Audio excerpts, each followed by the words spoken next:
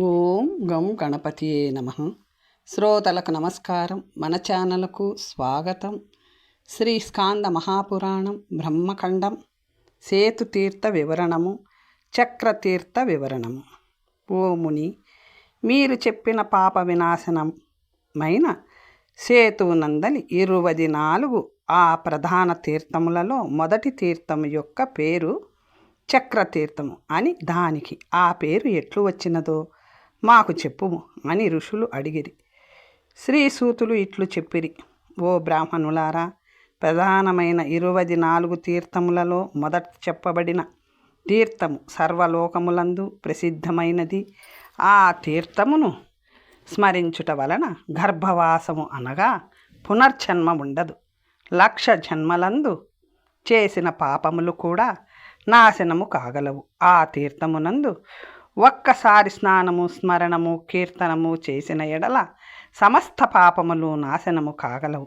ప్రపంచములో అంతకన్నా గొప్ప తీర్థము, దానితో సమానమైన తీర్థము మరి ఒకటి లేదు. ఇది నిజం. గంగా, సరస్వతి, రేవ, పంప, గోదావరి, కాళింది, కావేరి, నర్మద, మణికర్ణిక ఇవియే కాక ఇతరములైన తీర్థముల పుణ్యప్రదమైన నదులు ఎన్ని కలవో అవన్నీ ఈ తీర్థము యొక్క 1,00,00,000 అంశతో కూడా సమము కావు. దీనిని పూర్వజ్ఞులు ధర్మతీర్థము అని అనిరి. దానికి చక్రతీర్థము అను పేరు ఎందులకు వచ్చినదో ఇప్పుడు చెప్పెదను. ఓ మునులారా వినుడు. అది సేతుమూలము, దానిని దర్భశయనము అని అందురు. అక్కడ పాపములు నశింపచేయు చక్రతీర్థము ఉన్నది. విష్ణు భక్తుడైన గాలవుడను ముని దక్షిణ సముద్ర తీరంలో హలాస్య ప్రాంతమునకు దగ్గరలో గల పుల్లగ్రామ సమీపములో, క్షీర సరస్సునకు సమీపంలో ధర్మ పుష్కరిణి తీరములో గొప్ప తపస్సు చేసెను.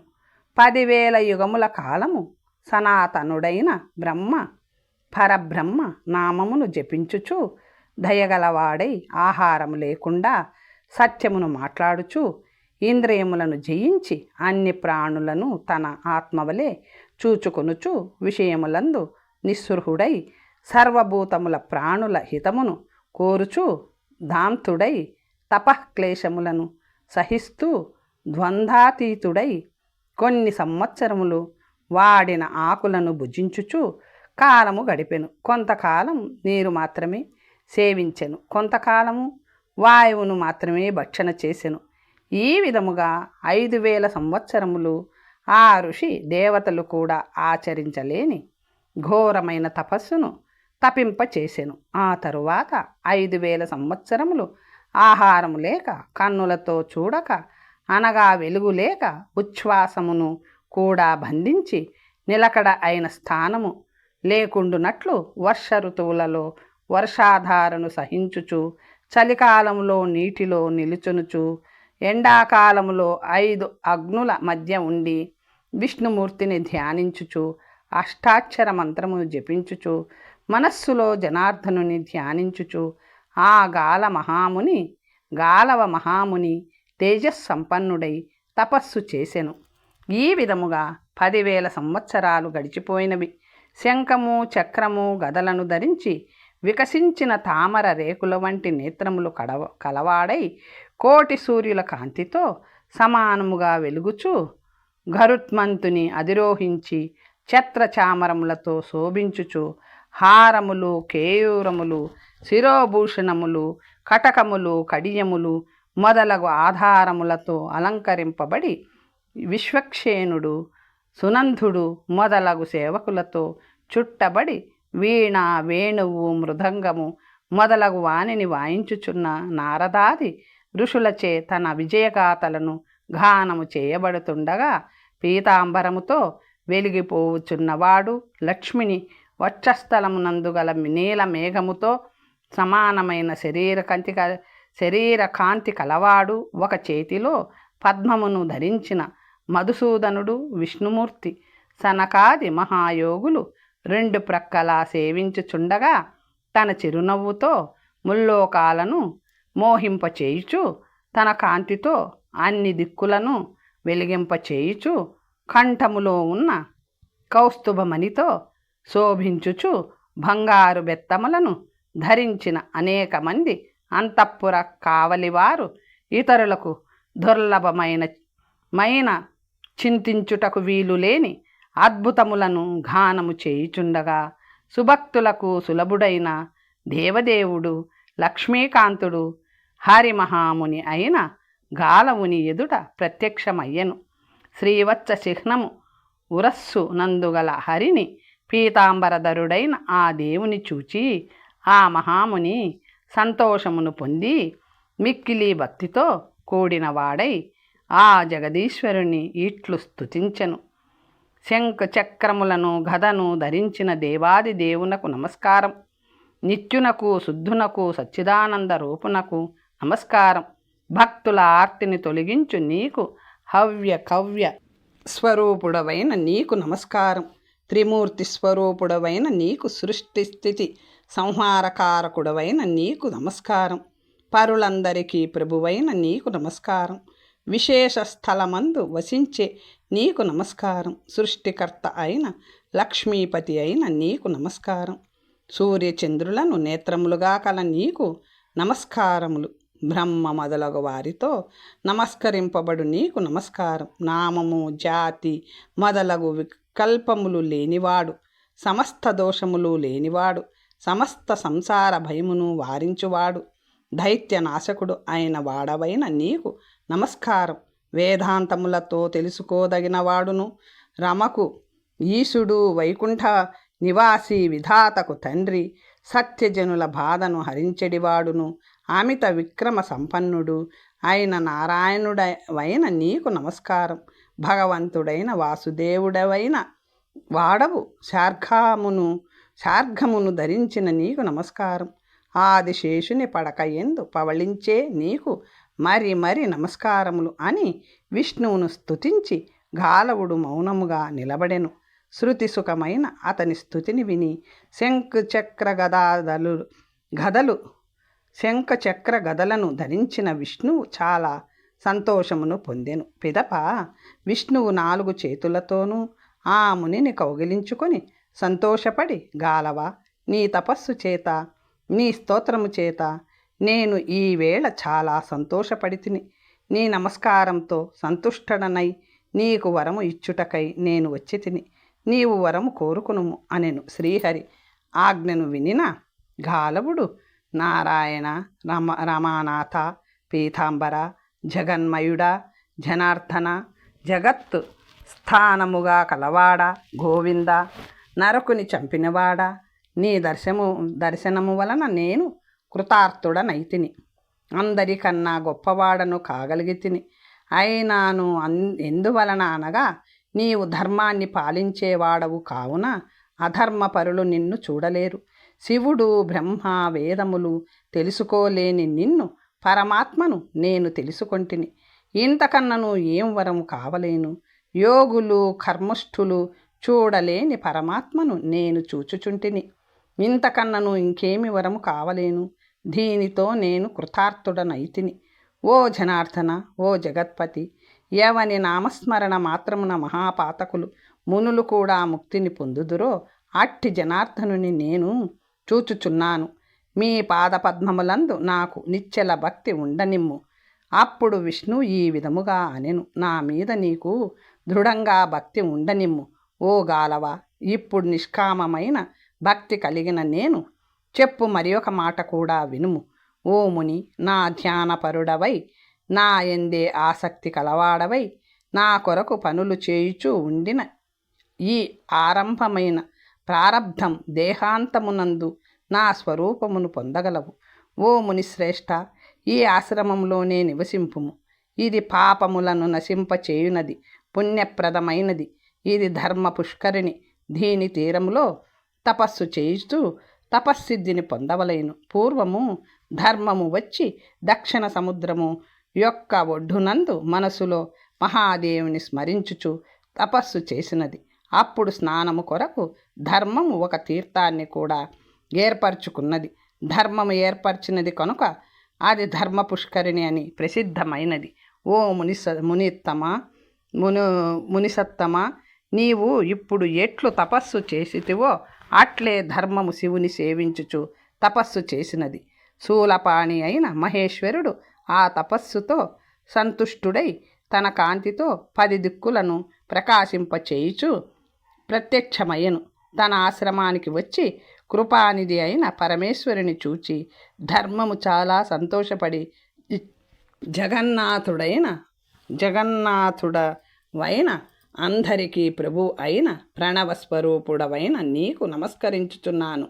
సమస్త దేవతారూపుడవు, ఆది మధ్యాంతములు లేనివాడవు, ఊర్ధ్వరేతుడవు, బ్రహ్మచర్యము కలవాడవు, విరూపాక్షుడవు, త్రినేత్రుడవు, విశ్వరూపుడవు అగు నీకు నమస్కారం. సమస్త జగత్తునకు ఆధారభూతుడవు, అనంతుడవు, పుట్టుక లేనివాడవు, నాశనము లేనివాడవు, యోగీంద్రులు ఎవ్వరినీ తెలుసుకొందురో ఆ పుష్టివర్ధనునకు శుభకారకుడు నీకు నమస్కారం. లోకాదినాథునకు నమస్కారం. తేజస్వివి, మిక్కిలి తేజస్వివి అయిన నీకు నమస్కారములు. నీలకంఠునకు నమస్కారం. పశుపతికి నమస్కారం. కల్మషములు నశింపచేయువానికి నమస్కారం. మీ దుష్టమునకు నమస్కారం. రుద్రునకు, రేవునకు, కద్రుదునకు, ప్రచేతునకును గొప్ప మనసు కల నమస్కారం. పినాకధునవు ధనువు చేత ధరించిన వానికి, శూలము అస్తమును ధరించిన వానికి నీకు నమస్కారం. చైతన్య రూపునకు, పుష్టులకు పతి అయిన వానికి నమస్కారం. 5 ముఖములు గల దేవునకు, క్షేత్రములకు పతి అయిన వానికి నమస్కారం అని మహాదేవుని ధర్ముడు ఈ విధముగా స్తుతించగా, లోకములకు క్షేమమును కూర్చువాడు శంకరుడు ధర్మని వలన పరమానందము పొందినవాడై మహేశ్వరుడు ఇట్లు అనెను. ఓ ధర్మ మహామతి, ఈ నీ స్తోత్రముతో సంతోషపడితిని. నా నుండి వరము కోరుకునుము, ఆలస్యము చేయవద్దు అని పలుకగా ధర్ముడు ఈశ్వరునితో ఇట్లు అనెను. ఓ పార్వతీపతి, ఎల్లప్పుడూ నేను నీకు వాహనము అగుదును. ఓ త్రిపురాంతక, ఈ వరమును నాకు ఇవ్వవలసినది. నిన్ను మోయుటతోనే నేను కృతార్థుడను అగుదును అని ఈ రకముగా ధర్ముడు అనగానే తన మాట ఎల్లప్పుడూ లోకములో పూజింపబడుతూ ఉండు ఈశ్వరుడు ధర్మునితో ఇట్లు అనెను. ఓ ధర్ముడా, నాకు వాహనముగా ఉండుము. నన్ను మోయుటలో నీకు శక్తి అమోఘముగా ఉండును. నిన్ను సేవించు వారికి ఎల్లప్పుడూ నా యందు భక్తి ఉండును, అనుమానము లేదు. శంకరుడు ఇట్లు చెప్పిన తరువాత ధర్ముడు కూడా వృషభ రూపమును ధరించి అప్పటి నుండి పరమేశ్వరుని మోయుచున్నాడు. ఓ గాలవ, మహాదేవుడు ఆ వృషభ రూపుడైన ధర్మువును ఎక్కి మిక్కిలిగా శోభించుచు పరమ అమృతమైన ధర్మంతో ఈశ్వరుడు ఇట్లు అనెను. నీవు దక్షిణ సముద్ర తటమునందు ఏర్పరిచిన తీర్థము ధర్మ పుష్కరిణి అని లోకములో ఖ్యాతిని పొందగలదు అని తీరమునందు జపము, హోమము, దానము, స్వాధ్యాయము, ఇతరములైన ధర్మకార్యములు చేసిన నరులు అనంత ఫలమును పొందుదురు అని ధర్మతీర్థమునకు వరము ఇచ్చి శంకరుడు ధర్మ వృషభమును ఎక్కి కైలాస పర్వతమునకు పోయెను. ఓ గాలవ, నీవు ఇప్పుడు ధర్మ పుష్కరిణి తీరంలో మరణించు వరకు శ్రద్ధతో తపస్సు నిర్వహించుచూ ఉండుము. తరువాత నన్ను తప్పకుండా పొందగలవు.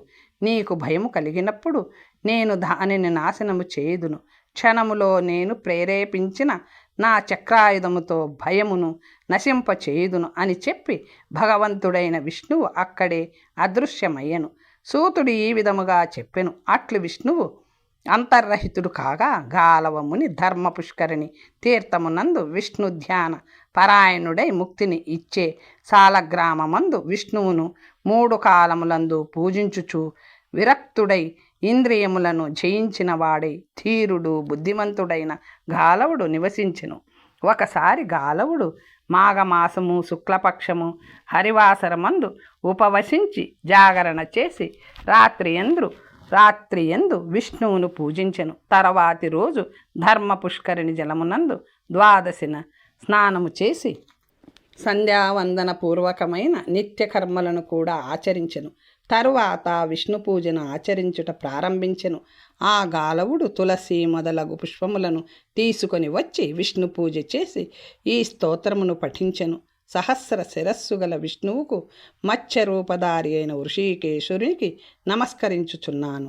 నారసింహునికి, వామనునికి, పరశురామునికి, రామునికి, బలరామునికి, కృష్ణునికి, కల్కి విష్ణువునకు నేను నమస్కరించుచున్నాను.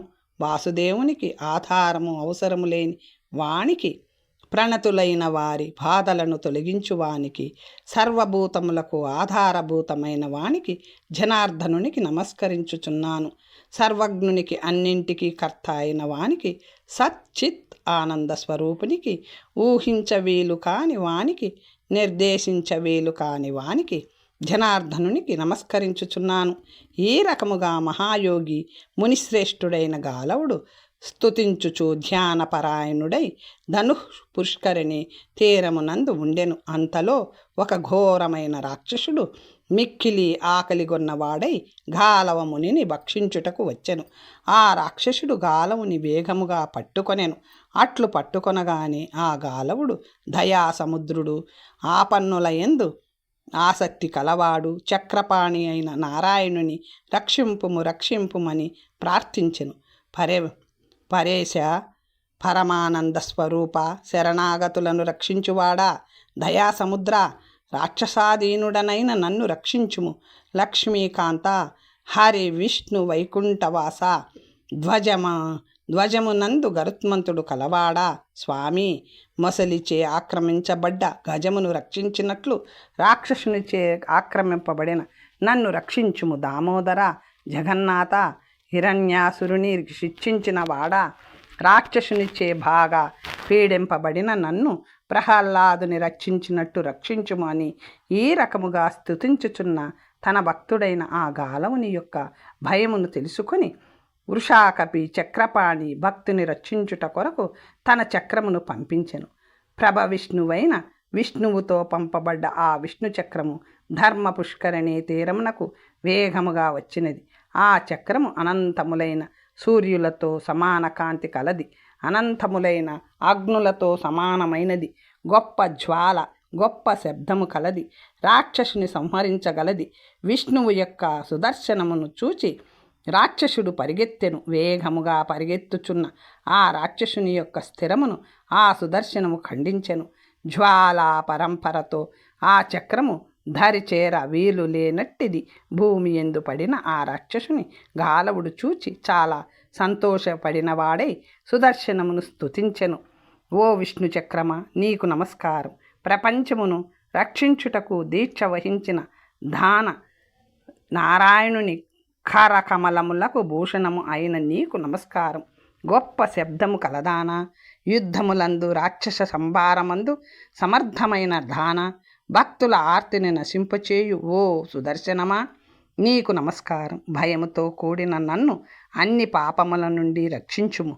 ఓ సుదర్శన విభు, ఈ ధర్మతీర్థమందు ఎల్లప్పుడూ ముక్తిని కోరు లోకముల క్షేమమును కొరకు నీవు ఉందువు.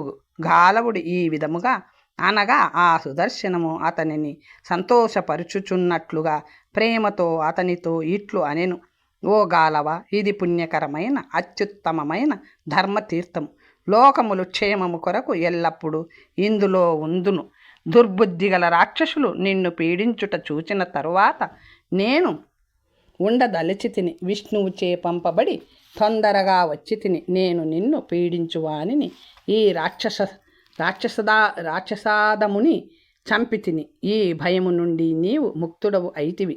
నీవు సర్వదా హరిభక్తుడవు. ఓ మునిశ్రేష్ఠ, ధర్ముని యొక్క ఈ పుష్కరిణి యందు నేను ఎల్లప్పుడూ లోకరక్షకురకు నివసించుదును. ఇందులో నేను ఉండుట వలన నీకు ఇతరులకు కూడా ఇక ముందు భూతములు రాక్షసుల నుండి సంభవించు పీడ ఉండదు. ఈ ధర్మ పుష్కరిణి అన్ని పాపములను నశింపచేయునది. ధర్ముడు దేవి పట్టణ పర్యంతము దీనిని చేసెను. ఇక్కడ నేను ఎల్లప్పుడూ ఉందును. నేను ఉండుట వలన దీనికి చక్రతీర్థము అని ప్రసిద్ధి కలుగును. ముక్తిని ఇచ్చు చక్రతీర్థమునందు స్నానము చేసిన వారు, వారి పుత్రులు, పౌత్రులు, వంశజులు అందరూ పాపములను పోగొట్టిన వారై విష్ణువు యొక్క పరమ పదమును చేరుకొందురు. ఇచ్చట పితరులను ఉద్దేశించి పిండమును ఇచ్చిన వారు అందరూ స్వర్గమునకు వెళ్ళుదురు. పితరులు కూడా తర్పితులై స్వర్గమునకు వెళ్ళుదురు. ఈ విధముగా ఆ విష్ణు చక్రము చెప్పి గాలవుడు మిగిలిన వారికందరూ చూచుచుండగానే ఆ పాపనాశిని అయిన ధర్మపుష్కరిణి యందు ప్రవేశించెను. సూతులు ఇట్లు అనిరి, ధర్మతీర్థమునకు చక్రతీర్థమను ప్రసిద్ధి ఏ విధముగా వచ్చినదో అంతయో మీకు నేను సంతోషముగా చెప్పితిని. చక్రతీర్థము వంటి తీర్థము ఇదివరలో లేదు, భవిష్యత్తులో కలుగబోదు. ఇచ్చట స్నానము చేసిన నరులు బ్రాహ్మణులు ముక్తిని పొందుతురు. ఈ అధ్యాయమును చదివినను ఏకాగ్రతతో వినినను చక్రతీర్థ అభిషేకము వలన కలుగు ఉత్తమ ఫలమును పొందుదురు. ఈ లోకములో సుఖమును పొంది పరమందు కూడా సుఖమును పొందుదురు. ధర్మతీర్థమును మిక్కిలి కఠోరమైన సమాధిని పొందిన గాలవమునిని రాక్షస నాశకమైన సుదర్శనమును ఒక్కసారైనను స్మరించిన వారు పాపభాజనులు కారు. చక్రతీర్థ ప్రశంస. దుర్ధముని వృత్తాంతము. ఋషులు ఇట్లు పలికిరి, ఓ సూత, పౌరాణిక శ్రేష్ఠ మహాత్ముడైన ఆ విష్ణుభక్తిని బాధించిన వాడు ఎవ్వడు, ఆ రాక్షసుడు ఎవడు అని ఋషులు అడుగగా శ్రీ సూతులు ఇట్లు అనిరి, ఓ పిప్రులారా, క్రూరుడైన ఆ రాక్షసుని గురించి చెప్పెదను, ఆధరముతో వినుడు. మునుల శాపశక్తి వలన ఆ రాక్షసుడు ఎట్లు జన్మించెనో చెప్పెదను. పూర్వము కైలాస శిఖరములో హాలాస్యములో శివమందిరమునందు 24,000 మంది మహర్షులు, బ్రహ్మవాదులు, వశిష్ఠులు, ఆత్రి మొదలగు వారు గొప్ప తేజస్సు కలిగిన శివభక్తులు, శరీరము నిండుగా భస్మము ధరించిన వారు, లలాటమునందు త్రిపుండములు ధరించిన వారు, రుద్రాక్షమాలలు ఆభరణములుగా కలవారు, పంచాక్షరీ జపమందు ఆసక్తి కలవారు, అలాస్యనాథుని, భూతేశుని, చంద్రచూడుని, ఉమాపతిని, మధురాపురవాసులు ముక్తి కొరకు ఉపాసించసాగిరి. ఒకసారి విశ్వావసుతుడు అయిన బలవంతుడగు గంధర్వుడు దుర్ధముడు అనువాడు విఠగోష్ఠి పరాయణుడు 100 స్త్రీలతో కూడినవాడై వివస్త్రుడై నీటి మడుగున వివస్త్రలైన స్త్రీలతో కూడి సంతోషముగా క్రీడించసాగెను. అలాస్య తీర్థమునకు వశిష్ఠ మహర్షి మునులతో కూడా మధ్యాహ్న కాలమునందలి సంధ్యాది విధులను చేయదలిచి శంకర మందిరము నుండి వచ్చిరి. ఆ ఋషులను చూచి భయపడిన ఆ స్త్రీలు వస్త్రములను కప్పుకొనిరి. సాహసుడైన ఆ దుర్ధముడు మాత్రము వస్త్రము ధరించలేదు. కుపితుడై వశిష్ఠుడు ఇట్లు అనిరి, ఓ గంధర్వ దుర్ధమ, మమ్ములను చూచి సిగ్గుపడి నీవు వస్త్రములను ధరించలేదు కనుక నీవు రాక్షసుడు కమ్ము అని సిగ్గులేని వీనిని శపించెను. ఆ స్త్రీలతో వశిష్ఠుడు ఇట్లు అనెను, ఓ ఉత్తమ స్త్రీలారా, మమ్ములను చూచి వస్త్రములు ధరించిన వారు కనుక మిమ్ములను శపించను, మీరు స్వర్గమునకు వెళ్ళుడు అనెను. ఆ విధముగా వారితో అనగానే ఆ స్త్రీలు చేతులు జోడించి నమస్కరించి భక్తితో వినమ్రమైన హృదయము కలవారై మహర్షుల సమూహము మధ్యలో ఉన్న వశిష్ఠునితో ఇట్లు అనిరి, బ్రహ్మపుత్రుడా, అన్ని ధర్మములను తెలిసినవాడా, భగవాన్ దయాసముద్ర, మమ్ములను చూచి కోపగించవద్దు. ఆడవారికి పతియే ఆభరణం. భర్త లేనట్టి స్త్రీ 100 మంది సంతానము కలది అయినను విధవాని లోకములో పిలువబడుతుంది కదా, అది వారికి మరణముతో సమానము. అందువలన దయతో మా భర్త యందు మీరు అనుగ్రహము చూపవలేను. తత్వదర్శనులైన మునులు ఒక అపరాధమును క్షమించవలేను. ఓ దయా సముద్ర, మీ శిష్యుడైన దుర్ధముని క్షమించవలేను. ఈ విధముగా దుర్ధముని స్త్రీలతో ప్రార్థింపబడిన వశిష్ఠుడు ప్రసన్నుడై, ఎప్పుడైనా నా మాట అబద్ధము కాదు, చక్కని కనుబొమ్మలు గల ఓ స్త్రీలారా, నేను ఒక ఉపాయము చెప్పెదను, శ్రద్ధగా వినుడు అనెను. అప్పుడు ఎల్లప్పుడూ శ్రద్ధగా వినవలేను. మీ భర్తకు 16 సంవత్సరముల వరకు ఈ శాపము ఉండును. ఈ 16 సంవత్సరములలో రాక్షసాకృతి గల ఈ దుర్ధముడు అనుకొనకుండానే చక్రతీర్థమునకు వెళ్ళును. విష్ణు భక్తుడు మహాయోగి అయిన గాలవుడు అక్కడ ఉండును. ఈ రాక్షసుడు ఆ మునిని భక్షించుటకు వెళ్ళును. అప్పుడు గాలవుని రక్షణ కొరకు విష్ణువుచే పంపబడిన చక్రము ఈతని శిరస్సును హరించును. తరువాత తన పూర్వ రూపమును పొంది శాపముక్తుడైన మీ భర్త దుర్ధముడు తిరిగి స్వర్గమునకు వెళ్ళగలడు. అటు తరువాత 3 రోజులు గడిచిన తరువాత చేరిన దుర్ధముడు అను పేరుగల మీ భర్త సుందర వేషమును ధరించి సుందరులైన మిమ్ములను ఆనందింపచేయును అని దుర్ధముని యొక్క ఉత్తమ స్త్రీలను గూర్చి వశిష్ఠులు పలికిరి. తరువాత వశిష్ఠులు హాలాసేశ్వరుని ఎందు భక్తి కలవాడై వేగముగా తన ఆశ్రమమునకు వెళ్ళెను. అటు పిమ్మట ఆ స్త్రీలు దుర్ధముడనే పేరుగల తమ పతిని కౌగిలించుకొని దుఃఖసాగరమున తేలుచు శోకమగ్నులై ఏడ్చిరి. వారు చూచుచుండగానే దుర్ధముడను రాక్షసునిగా మారెను. పెద్ద పెద్ద కూరలు, పెద్ద శరీరము, ఎర్రని మీసములు, ఎర్రని తలివెంట్రుకలు కల రూపమును పొందెను. అతడిని చూచి భయపడిన వారై ఆ స్త్రీలు స్వర్గమునకు వెళ్ళిరి. భయంకరమైన ఆకారము, రాక్షస వేషము గల ఈ దుర్ధముడు అన్ని ప్రాణులను భక్షించుచు దేశము నుండి దేశమునకు, ఒక వనము నుండి మరొక వనమునకు తిరుగుచు వాయువేగముతో ధర్మతీర్థమునకు వెళ్ళెను. ఈ విధముగా 16 సంవత్సరములు తిరుగుచు గడిపెను. తరువాత 16వ సంవత్సరము చివరలో ఈ రాక్షసుడు ధర్మతీర్థములో ఉండు గాలవ మునిని మృంగుటకు పరిగెత్తెను. అతడు జనార్దనుని స్తుతించెను. గాలవునితో స్తుతింపబడిన విష్ణువు చక్రమును పంపెను. రాక్షసునితో పీడింపబడుచున్న గాలవుని రక్షించుటకు విష్ణు చక్రము వచ్చి రాక్షసుని శిరస్సును హరించినది. తరువాత దుర్ధముడు రాక్షస దేహమును విడిచి దివ్య శరీరము కలవాడై విమాన శ్రేష్టమును ఎక్కి పూల వర్షము కురియుచుండగా చేతులు జోడించి ప్రణతుడై సుదర్శనమునకు నమస్కరించెను. శృతి రమ్యములైన మాటలతో ఆదరముతో దుర్ధముడు ఇట్లు స్తుతించెను. ఓ సుదర్శనమా, నీకు నమస్కారం.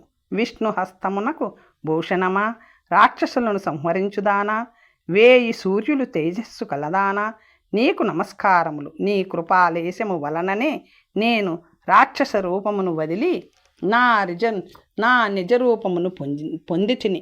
ఓ విష్ణుమూర్తి యొక్క చక్రాయుధమా, నీకు నమస్కారం. విష్ణువునకు ప్రియమైన దానా, నేను స్వర్గమునకు వెళ్ళుటకు నన్ను అనుమతించుము.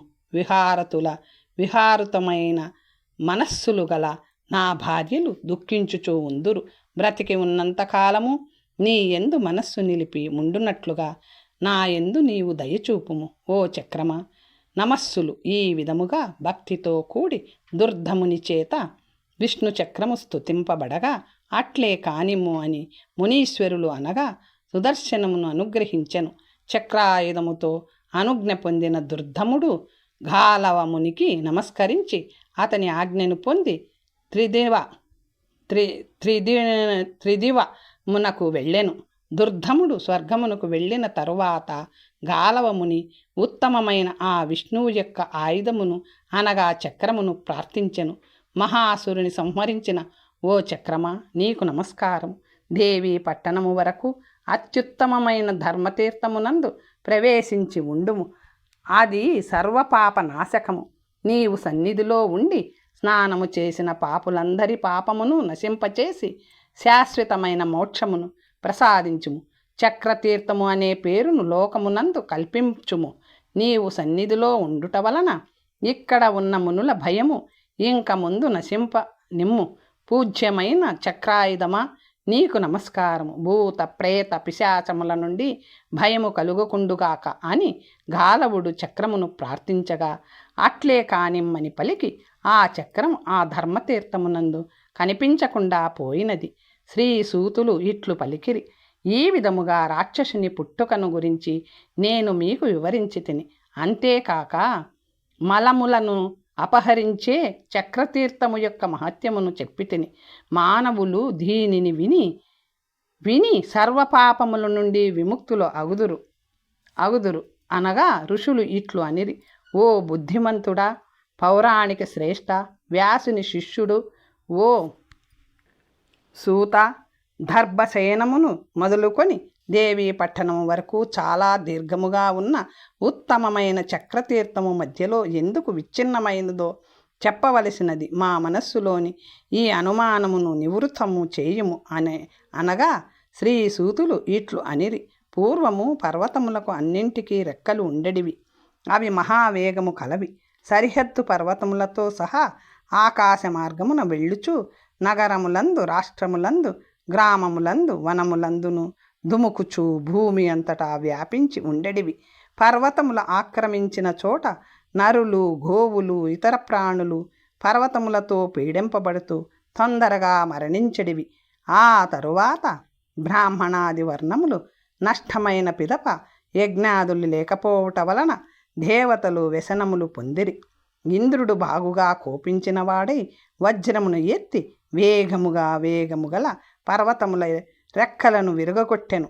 ఇంద్రునితో రెక్కలు విరగగొట్టబడ్డ పర్వతములు అన్నీ మరొక రక్షణ లేక భయము వలన సముద్రములో ప్రవేశించినవి.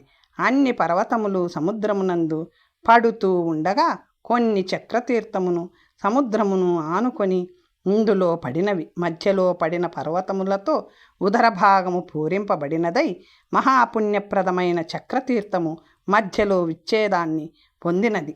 పర్వతములు పార్శ్వములందు పడలేదు. అందువలన దర్భసేనమునందు దేవీపురమందును మధ్యభాగము విచ్చిత్తి నంది 2 భాగములుగా విభవమైనట్లు కనిపించుచున్నది. మధ్యలో పడిన పర్వతముల వలన చక్రతీర్థము స్థలముగా చేయబడినది. శ్రీ సూతులు ఇట్లు అనిరి. ఈ తీర్థము మధ్యలో భూమి ఏ విధముగా అయినదో మీకు చెప్పితిని. ఇందులో ఇంద్రునితో రెక్కలు విడగొట్టబడి పర్వతములు ఎట్లు పడినవో చెప్పితిని. తర్వాత కథ వచ్చే భాగంలో తెలుసుకుందాం. నమస్తే.